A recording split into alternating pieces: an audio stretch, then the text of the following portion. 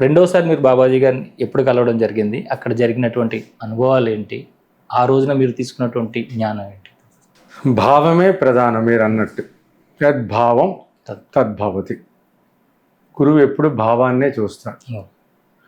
నువ్వు ఏం చేస్తున్నావు అనేది గురువుకి అనవసరం. ఏ భావంతో చేస్తున్నావు అన్నది గురువుకి ముఖ్యం. అలాగే పరమాత్మ విషయానికి వచ్చేసరికి భావగ్రాహి జనార్దన అన్నాడు. పరమాత్మ కూడా భావమే కావాలి. శ్రీకృష్ణుడు గీతలో క్లియర్గా చెప్పాడు. ఏం చేస్తున్నావు మాకు అనవసరం, బట్ ఏ భావంతో చేస్తున్నావు తద్వారా నీకు కర్మ, నువ్వు చేసే కర్మ, నువ్వు ప్రకటించే జ్ఞానం, నువ్వు పొందుతున్న అనుభూతి, ఇవన్నీ కూడా నా లెక్కల్లోకి వస్తాయి. ఎందుకంటే ఆయన అబ్జర్వ్ చేస్తూ ఉంటాడు. ఎలా అబ్జర్వ్ చేస్తాడంటే మనలోనే ఉన్నాడు కాబట్టి, ఆత్మసాక్షిగా మనలోనే ఉన్నాడు, ప్రతి జీవిలో ఉన్నాడు. సో విశ్వమంతా వ్యాపించున్నాడు. ఆయన తెలియకుండా ఏది జరగదు. ఇది యాక్చువల్గా గురువులు సిద్ధాంతం అండ్ పరమాత్మ అందరికీ బోధపరిచిన జ్ఞానం భగవద్గీతలో. లోగడ పూజ్య గురుదేవులు శ్రీ శ్రీ శ్రీ బాబాజీ మహాశయులు అఖండ మండలాకారం వ్యాప్తం ఏన చరాచరం తత్పదం దర్శితం ఏన తస్మై శ్రీ గురవే నమః. పూజ్య గురుదేవులు శ్రీ శ్రీ శ్రీ బాబాజీ మహాశయులకు నా పాదాభివందనాలు. మనసా శిరస వచస ఆయనకి నా నమస్సుమాంజలి. ఫస్ట్ ఎపిసోడ్లో ఇంతకుముందు జనరల్ టాపిక్గా మాట్లాడుకున్నాం. ఆయన నాకు టిట్లాగఢ్ రైల్వే స్టేషన్లో నేను అక్కడ కూర్చుంటే మూల ఆయన రావడం, తర్వాత ట్రైన్ లేట్ అయింది అని చెప్పడం, ఆల్రెడీ గంట ముందు వచ్చో ఇంకా గంట 15 నిమిషాలు ఆలస్యంగా నడుస్తుంది అని చెప్పడం, నేను నమ్మకపోవడం, ఆయన అవ్వడం నాకు తెలియకపోవడం, ఇవన్నీ కూడా జరిగాయి. తర్వాత నిజంగా నేను గంట 15 నిమిషాలు ఆలస్యం నడుస్తాను గూగుల్లో నో యువర్ ట్రైన్ స్టేటస్లో తెలుసుకోవడం జరిగింది. నాతో పాటు రమ్మన్నారు, ఆయనతో పాటు ఒక టైం ఉంది కదా అని చెప్పి ఆయనతో నడవడం ప్రారంభించాను. స్టేషన్కి అవతల పక్కన మట్టి రోడ్లో తీసుకెళ్ళడం జరిగింది. అక్కడి వరకు కూడా డిస్కస్ చేశాను. తర్వాత జనరల్ టాపిక్స్ అన్నీ వచ్చాయి మీరు అడిగిన ప్రశ్నలకి. సో నేను కూర్చున్నప్పుడు ఆయన రావడం జరిగింది. పొట్టి పంచ ఒక లాల్చీ కట్టుకొని మంచి దృఢమైన శరీరము, నూనూగు మీసాలతో ఒక 40 ఏళ్ల వయసు గల ఒక వ్యక్తిగా ఆయన నాకు ఉన్నారు. నేను పుస్తకం చదువుకుంటున్న టైంలో సబ్ కుచ్ ఠీక్ హే అని చెప్పి హిందీలో అడిగారు. సబ్ కుచ్ ఠీక్ హే అంటే ఠీక్ హే అన్నాను. ఆయన నేను ఇదివరకు ఎప్పుడు చూసినట్టు గుర్తులేను, ఆలోచించాను ఎప్పుడైనా చూసాను బాబాజీ మాస్టర్, ఎప్పుడు చూసినట్టు కనబడలేదు నా జీవితంలో. తెలుగులోకి వచ్చేసారు. తెలుగులోకి వచ్చారు. ఏం చదువుతున్నావు అన్నారు. ప్రస్థానత్రయం చదువుతున్నాం. ఏం తెలుసుకుందామని చదువుతున్నాం అన్నారు. సత్యాన్ని తెలుసుకుందామని చదువుతున్నాను. ఏమిటా సత్యం అన్నారు. అసలు సత్యం అన్నారు. ఏమిటా అసలు సత్యం అన్నారు. కొంచెం కోపం వచ్చింది నాకు. ఒక్కసారి ఆయన ఇలా చూశాను కళ్ళు పైకెత్తి. ఆయన కూడా నా వైపు కళ్ళు ఇలాగా నిశ్చిత దృష్టితో చూశారు. ఇంకా శక్తిని తట్టుకోలేక నేను కళ్ళు వాల్చేసుకున్నా, బుర్ర కిందకి దించేసుకున్నా. అప్పుడే మిగతా విషయాలు జరిగింది. సంతోషం, సరే 2 గంటల టైం ఉంది, నాతో వస్తే సంతోషం అన్నారు. వెనకదల భుజాన బ్యాగ్ తగిలించుకొని వెళ్ళడం జరిగింది. ఈ మధ్యలో ఎన్నో విషయాలు జరిగాయి. సత్యాన్ని తెలుసుకుందామంటే నీకు పుస్తకాలతోనే నీవు సత్యాన్ని గ్రహించగలవా అని అడిగారు. నాకున్నది అదొక్కటే ఆధారం అన్నాను. నాకున్నది అదొక్కటే ఆధారం. సంతోషం, మరి ఇంకే రకంగా తెలుసుకోవాలన్నారు. ఖాళీ జ్ఞానంతో సత్యాన్ని గ్రహించాలన్నారు. వెంటనే ఖాళీ జ్ఞానం అంటే ఏమిటి? వెంటనే టక్కుని సమాధానం చెప్పారు. ఒక పసిపిల్లవాడిలో ఉన్న అమాయకత్వం, ఆ జ్ఞానంతో నువ్వు విచారణ చేయగలిగితే ఆల్రెడీ నీ జ్ఞానం వచ్చింది, పెద్దవాడు వెయ్యవు. కానీ నువ్వు భగవంతుని తెలుసుకోవాలన్నా, గురువుని అర్థం చేసుకోవాలన్నా ఒక పసిపిల్లవాడి పిల్లోళ్ళగా ప్రవర్తించి నువ్వు సాధన చేస్తే తప్పకుండా నీకు సత్యం అవుతుంది. పసిపిల్లవాడు లాగా అంటే ఏమిటన్నా, పసిపిల్లవాడికి శుద్ధం అశుద్ధం తెలియదు. ఆయనకి ఈర్ష్య ద్వేషాలు ఉండవు. ఎవరిని ప్రేమిస్తాడో ఎవరిని ద్వేషం తెలియదు. అసలు ఏమీ ఉండవు. ఆయన నిప్పుకి నీరుకి తేడా తెలియదు. ఎవరు ఎత్తుకుంటే వాళ్ళతో కొంతసేపు ఉంటాడు. ఈ రకమైన ఏమీ లేని పూర్తిగా ఖాళీ అయిపోయిన బుర్రతో, ఖాళీ అయిపోయిన బుద్ధితో నువ్వు పరమాత్మని, గురువుని అర్థం చేసుకోవడానికి ప్రయత్నిస్తే తప్పక వారి అనుగ్రహం నీకు లభిస్తుంది అని క్లియర్గా చెప్పారు. అది నా బుర్రలో ముద్ర పడింది. ఎందుకు చెప్తున్నానంటే ఆత్రేయ అన్నారు. ఫస్ట్ టైం ఆయన ఆత్రేయ అని నన్ను సంబోధించారు. ఎందుకు చెప్తున్నానంటే ఆత్రేయ, ఆల్రెడీ నీ మనసులో, నీ బుద్ధిలో ఎన్నో భావాలు, ఎన్నో ఆలోచనలు ఉన్నాయి. ఇటువంటి ఆలోచనల మధ్యలో అసలు సత్యాన్ని గ్రహించడం అనేది అంత సులభమైన ప్రక్రియ కాదు. నీ యొక్క జ్ఞానాన్ని సంపాదించాలి, జ్ఞానంతోని పరమాత్మని తెలుసుకోవాలి అన్న ఆ విషయాన్ని నాకు ఎందుకో నచ్చింది. అందుకోసం నేను హక్కుని చేర్చుకోవడం జరిగింది. చాలా సంతోషం.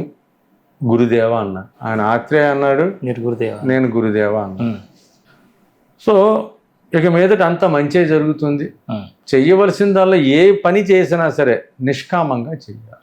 ఎటువంటి ఫలితాన్ని ఆశించదు. ఎవరో ఏది ఇస్తారని, ఎవరో మెచ్చుకుంటారని, ఎవరో నిన్ను పైకి తీసుకొస్తారని, నువ్వు పేరు ప్రఖ్యాతి సంపాదిస్తా అటువంటి భావనతో చేస్తే మాత్రము నీకు సత్యం అనేది అవగతం. ఒకటి అటువంటి భావన ఉంటే మాత్రం నేను నీకు దూరంగా విడిపోతాను. అన్ని కండిషన్స్ ఫస్ట్ ఎన్కౌంటర్లోనే పెట్టేశారు. అలాగే గురుదేవ అన్నాను. ఒక్కసారి గురుదేవుని చూశాను. మొహం వెలిగిపోతున్న, దేదీప్యమానంగా వెలిగిపోతున్నారు. వెనకాతల మెల్లిగా ఒక నీలరంగు చట్టం ఏర్పడింది. ఆయన ఎప్పుడు వెళ్ళిపోదాం అనుకున్నా సరే ఒక నీలిరంగు చట్టం అనేది ఆయన క్లియర్గా కనబడుతుంది. ఔరా అంటారు ఇంగ్లీష్లో, AURA. సో ఆ నీలిరంగు చట్టం కనబడింది. శుభం ఆత్రేయ, అంత మంచి జరుగుతుంది. మళ్ళీ నేను నిన్ను కలుస్తాను. నీ ట్రైన్ వచ్చే సమయం అయింది, ఇంకో 20 నిమిషాల ప్లాట్ఫామ్ దగ్గరికి వస్తుంది, వెళ్ళని చెప్పారు. వెళ్ళేసి ఆయన చాలా ఒక మోటార్ సైకిల్ పుంజుకున్న వేగంతో వెళ్ళిపోయాడు. ఆ వెలుగు నాకు కనబడుతున్నంత వరకు కూడా నేను అటే చూస్తూ ఉన్నాను. కొంతసేపటి వెలుగు మాయమైపోయాడు. అంతా ఒక రకమైన ఆనందము, ఒక రకమైన భయంతో నిండిపోయింది. వెనక్కి తిరిగి చూశాను, స్టేషన్ దూరంగా కనబడుతున్నారు. అప్పటికే ఒక 1/2 కిలోమీటర్ వచ్చినట్టున్నాం. ఓపెన్ ప్లేస్ కాబట్టి స్టేషన్ కనబడుతున్నారు దూరంగా. సో ఇంకా స్టేషన్ వైపు వెళదామని చెప్పి నిశ్చయించుకున్నాను. సో ఎప్పుడు నేను వస్తున్నప్పుడు చూడలేదు, కానీ వెళుతున్నప్పుడు కుడి పక్క చిన్న మందిరం ఉంది. ఎందుకో టక్కన అక్కడ ఆగాను, కాళ్ళు ఆగిపోయాయి. చిన్న మందిరం లోపల చూసేసరికి 3.5 అడుగుల అమ్మవారి విగ్రహం ఉంది. సో పైన టిట్లాదేవి అని రాసి ఉంది. టిట్లాదేవి అని చెప్పి, అమ్మో టిట్లాగడ్ అంటే టిట్లాదేవా అని అనుకున్నాను. అప్పుడే ఎంతమంది వచ్చి పూజ చేసి వెళ్ళిపోయినట్టున్నారు. మధ్యాహ్నం అయింది కాబట్టి చిన్న మందిరమే. దీపం వెలుగుతున్నది. అమ్మవారి కాళ్ళ దగ్గర ఆ కుంకుమ, పసుపు ఉన్నాయి. సో ఆ లోపల చేయి పెట్టి, గ్రిల్స్ లోపల చేయి పెట్టి ఆ కుంకుమని తీసుకొని నుదిరిని పెట్టుకొని స్టేషన్ వైపు పరిగెత్తడం మొదలెట్టాను. ఇలా చేరుకున్నాను స్టేషన్కి. అనౌన్స్మెంట్ జరుగుతున్నారు. ఇంకొక 4 నిమిషాలు తొందరగా వస్తున్నది, ట్రైన్ ఈజ్ అరైవింగ్ అని చెప్పేసి, shortly arriving on platform number ఏదో చెప్పింది. ప్లాట్ఫామ్ నెంబర్ 1కే వచ్చింది. గ్యాప్ నాకు కొంచెం గ్యాప్. సో వచ్చింది, ట్రైన్ వచ్చింది. నాది లోపలికి వెళ్ళాను. అప్పర్ బెర్త్ రిజర్వ్ అయింది. అండ్ పైన నా బ్యాగ్ పెట్టేసి కొంతసేపు పైకి ఎక్కాను. కొంచెం మంచినీళ్ళు తాగాను. ఇంకా నాకేం తీరట్లేదు, శరీరం ఏదో గాల్లో తేలిపోతున్నట్టు అనిపిస్తున్నాను. సో ట్రైను ఇంజన్ చేయించేస్తారు టిట్లాగడ్. వైజాగ్, రాయ్పూర్ అటు టిట్లాగడ్లో ఇంజన్ చేయించేస్తారు, మళ్ళీ రాయ్పూర్లో చేయించేస్తారు ఇంజన్. ట్రైన్ 20 నిమిషాల సేపు ఆగింది. మెల్లిగా కదలడం మొదలెట్టింది. టక్క నాకు ఆకలి గుర్తుకొచ్చింది. అది ఎంతసేపు ఆగింది, కనీసం తినడానికి ఏం తీసుకోలేదు. ఆ తన్మయత్వంలో ఆకలి గుర్తుకు రాలేదు, ఏం తీసుకోలేదు అనుకున్నా. పోలే, నెక్స్ట్ రాయగడ స్టేషన్ వస్తుంది కదా, రాయగడ స్టేషన్లో తీసుకుందాం అనుకున్నా. నా బెర్త్ మీద పడుకున్నాను. ఎన్నో ఆలోచనలు. ఒకటి, నన్ను ఆయన ఆత్రేయ అని సంబోధించడం అన్నది చాలా గొప్ప విషయం. నాకు తెలియకుండా ఆయన గురుదేవ అని సంబోధించడం, ఈ రెండు గుర్తొచ్చాయి. అంటే బహుశా నా పేరు, నా గోత్రం ఆత్రేయ గోత్రం అని చెప్పి ఆత్రేయ అని పిలిచారా అనిపించింది. మరి నా గోత్రం ఆయనకి ఎలా తెలుస్తుంది? ఓకే, నాకు తెలియకుండా గురుదేవాన్ని సంబోధించాను. అది నా నోటి నుంచి ఎలా వచ్చింది? ఈ రకమైన ఎన్నో ఆలోచనలు. అప్పుడు అనుకున్నాను నేను, ఇంకా ఎందుకంత అజ్ఞానంగా ఆలోచిస్తున్నాను. ఆయన పర్సనల్గా చూశాను, ఆయన తేజస్సు చూశాను, ఆయన మాటలు విన్నాను, ఆయన అదృశ్యమైనప్పుడు కూడా ఆ సంఘటన నేను కళ్ళారా చూశాను. ఇది నా అజ్ఞానం అని చెప్పేసి ఇంకా లేదు, ఇలాంటి ప్రశ్నలు వేసుకోకూడదని చెప్పేసి దాని మీద నడుము వాల్చి బెర్త్ మీద అప్పుడు ఒక ఆలోచన వచ్చింది. మా నాన్నగారు నా పేరు శ్రీనివాస శాస్త్రి అని పెట్టారు, గురువుగారు నన్ను ఆత్రేయ అని సంబోధించారు. అందుకు మా నాన్నగారు పెట్టిన పేరులో శాస్త్రి అని ఉంచుకొని గురువుగారు పెట్టిన పేరు ఆత్రేయ కలుపుకొని శాస్త్రి ఆత్రేయగా నామకరణం నేనే చేసుకున్నాను. ఆ రోజు నుంచి నేను రచించిన అన్ని పుస్తకాలకి శాస్త్రి ఆత్రేయ అని పెట్టడం జరిగింది. సో నిద్రపోయిన తర్వాత టక్కన పెద్ద కుదుపుతో ట్రైన్ ఆగింది. ఒక్కసారి లేచాను. నేను ఏ స్టేషనో తెలియదు, ఇంకా రాయగడ వచ్చిందేమో అనుకున్నా. చూసుకున్నాను టైము 7:30 అయింది. 7:30 అయిపోయింది ఏంటి అని చెప్పేసి గబగబా డోర్ దగ్గరికి వచ్చిన, ఏదో ఒకటి ఆకలి వేస్తున్నా తిందాం బొబ్బిలి స్టేషన్. సో ఎదురుగుండా స్టాల్ కనబడుతున్నది కొంచెం దూరంలో. ఏదో సమోసావో ఏదో ఒకటి మొత్తం తీసుకుందాం, బిస్కెట్ లేదు అని చెప్పేసి స్టాల్ వైపు పరిగెట్టాను. ఈ లోపల ట్రైను లాంగ్ హార్న్ ఇచ్చుకొని మెల్లిగా కదిలింది.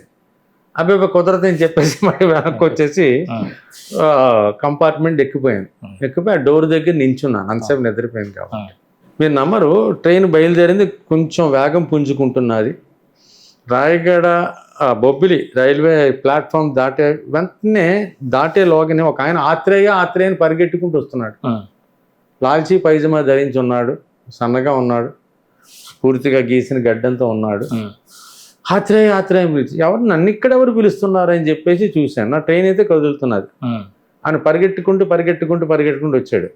ఆత్రేయ అని చెప్పి ఒక పాలిథిన్ కవరు నా చేతిలో ఇచ్చేశారు. అప్రయత్నంగా నేను ఆ పాలిథిన్ కవర్ తీసుకున్నా. ఆయన అక్కడితో ఆగిపోయి ట్రైన్ ముందుకు వెళ్తున్నది. ఏమిటిది అన్నాను. ఆయన ఒక్కసారి చెయ్యి ఎత్తి ఇంకేం చెప్పలేదు, ఇలాగన్నారు. సో ట్రైన్ ప్లాట్ఫామ్ దాటిపోయి సోగా వేగాన్ని పుంజుకొని బయలుదేరిపోయాను.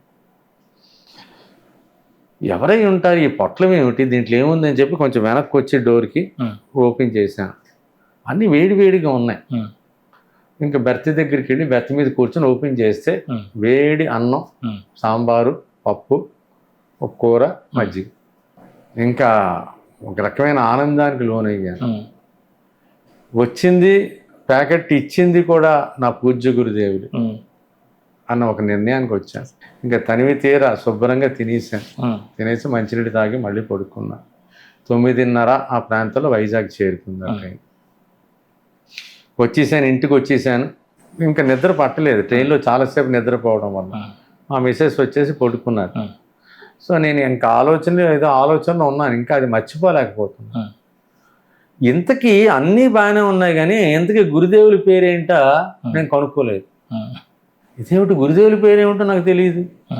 రేపు పొద్దున ఎవరైనా మీ గురువు గారు ఎవరు స్వామి అంటే నేను ఏమని సమాధానం చెప్పను, నా పేరైనా తిరిగారు. తర్వాత అనుకున్నాను, గురుదేవులకి పేరుతో సంబంధం ఉంది, పేరు తెలిసినా సరే పేరుతో నేను ఆయన పిలవలేను.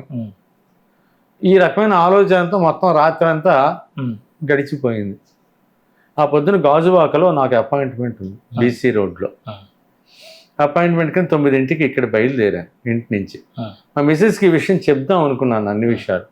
కానీ సమయం లేకపోవడం వల్ల సాయంకాలం తీరిగ్గా చెప్దామని అని చెప్పి ఇంకా బండి వేసుకొని బయలుదేరిపోయాను, మోటార్ సైకిల్ వేసుకొని. కన్నేడి కొత్త రోడ్ జంక్షన్ వచ్చింది. అక్కడ చాలాసేపు సిగ్నల్ పడుతుంది. సిగ్నల్ పడింది, నేను కూడా బండి ఆపాను. ఇంతలో ఒక పెద్ద ఆయన, ముసలి ఆయన, 70 ఏళ్ల వ్యక్తి ఉంటుంది. ఆయన నా బండి పక్క నుంచి ఏం అడగలేదు నన్ను. నా బండి పక్క నుంచి వెళ్తూ, నీ గురుదేవుల పేరు బాబాజీ అని మేమందరం సంబోధిస్తాం అన్నా అని చెప్పేసి బండి దాటుకుంటూ వెళ్ళిపోయారు. మీ గురువు గారిని బాబాజీ అని మేమందరం పిలుస్తాము అని చెప్పేసి ఆయన వెళ్ళిపోయాడు. చాలా ట్రాఫిక్ ఉంది. వెనక్కి తిరిగి చూశాను, ఇలాగ ఎక్కడికి వెళ్ళిపోతున్నాడు అని చెప్పేసి. ఈ లోపల సిగ్నల్ పడి వెనకాల హార్న్ కొడుతున్నారు. ఇంకా అన్నిటి కొత్త రోడ్డు దాటిపోయాను. మళ్ళీ అక్కడే కటింగ్ లేదు. ఒక 1 కిలోమీటర్ తర్వాత 1 కిలోమీటర్ కటింగ్ ఉన్నాడు. మళ్ళీ యూటర్న్ తీసుకొని వచ్చాను నేను. ఎక్కడ కనబడతాడేమో. ఇప్పటి వరకు వైజాగ్లో ఎన్నోసార్లు ఎన్ఐటి కొత్త రోడ్డు దాటాను, గాజువాక్ ఎన్నోసార్లు వెళ్ళాను తప్ప ఈ వ్యక్తి నేను ఎప్పుడు చూడలేదు. వెనక్కి తిరిగి వచ్చాను, బండి ఆపోజిట్ రోడ్లో పార్క్ చేసి ఇక్కడికి వచ్చి మొత్తం అంతా చూశాను ఒక 10 నిమిషాల సేపు. ఎక్కడ కనబడలేదు. మళ్ళీ అటుపక్క వెళ్ళి యూటర్న్ తీసుకొని వర్క్ వెళ్ళిపోయాను. నేను అనుకున్నాను సంతోషం, అట్లీస్ట్ నా గురువు గారి పేరు బాబాజీ మహాశయులు. ఆల్రెడీ బాబాజీ మహాశయుల పేరు నేను విన్నాను. ఒక యోగి ఆత్మకథలో ఆయన రాసింది. మా తోరులుడే ఆ పుస్తకాన్ని నాకు పరిచయం చేశారు. సో బాబాజీ మహాశయులు, లాహిరి మహాశయులు, యుక్తేశ్వరగిరి, పరమహంస యోగానంద గారు, దయామాత గారు, తర్వాత వీళ్ళందరిది చరిత్ర వినడం జరిగింది. సంతోషం, అట్లీస్ట్ బాబాజీ మహాశయులు అనే పేరైతే నా గురుదేవుల పేరు అన్న విషయం నాకు తెలుసు. సంతోషపడిపోయాను. ఇంకా సాయంకాలం కొన్ని విషయాలు మా మిస్సెస్తో ముచ్చటించడం జరిగింది. రోజులు గడిచిపోతున్నాయి, చాలా రోజులు గడిచిపోయాయి. ఈ లోపల నాలో ఎంతో మార్పు అనేది కనబడుతున్నది. ఎక్కువగా ఆధ్యాత్మికంగా ఉందామని ఎన్నో పుస్తకాలు తిరగేశాను. అలాగే ఎంతోమంది నాకు లభ్యమైన గురువుల్ని నేను క్యాంపులకు వెళ్తున్నప్పుడు దగ్గరలో ఉన్న క్షేత్రాలు, గురువుల యొక్క సమాధి మందిరాలు కావచ్చు, బృందావనాలు కావచ్చు, సశరీరంగా ఉన్న గురువులను కూడా కలవడం జరిగింది. సశరీరంగా ఉన్న గురువులు అంటే షిరిడి సత్యసాయిబాబా గారిని కలిశాను, గోపాల్ బాబా గారిని కలిశాను, హైదరాబాద్లో నాంపల్లి బాబా గారు అప్పుడు ఉండేవారు, నాంపల్లి బాబా గారిని కూడా కలిశాను. ఇలా కొంతమంది సశరీరంగా ఉన్న గురువులను కూడా కొంతమందిని కలవడం జరిగింది. అలాగే సమాధి మందిరాలు ఎన్నో దర్శించాను నేను. చెవటం అమ్మగారు ఇవన్నీ ఆ ఊరు వెళ్తున్నప్పుడు. ఇక్రాల భరద్వాజ్ గారు నేను అంతకుముందే పర్సనల్గా కలిశాను. తర్వాత గుడి కడుతున్నప్పుడు, బాబా గారి గుడి ఒంగోలున్నప్పుడు, నేను అప్పుడు ఒంగోలులోనే నెల్లూరు ఒంగోలు పనిచేస్తూ ఆయన పర్సనల్గా కలవడం జరిగింది. అండ్ తర్వాత ఆయన సమాధి చెందారు నేను దుబాయ్లో ఉన్నప్పుడు. తర్వాత ఆ గుడిలో నేను సమాధి చేశారు. ఇక్రాల కృష్ణమాచార్య గారిని వైజాగ్లోనే కలవడం జరిగింది. సో ఈ రకంగా కాలం గడిచిపోతున్నది. ఎన్నో ఎప్పుడు పెడితే అప్పుడు గురువుల్ని కలవడం జరుగుతున్నది, పుస్తకాలు తిరగడం జరుగుతున్నది, ఏదో నేర్చుకోవాలనిపిస్తున్నది. కానీ మళ్ళీ ఒక్కసారి బాబాజీ మహాశయుల యొక్క దర్శన భాగ్యం పొందాలన్న కోరిక రోజు రోజుకి పెరిగిపోయింది.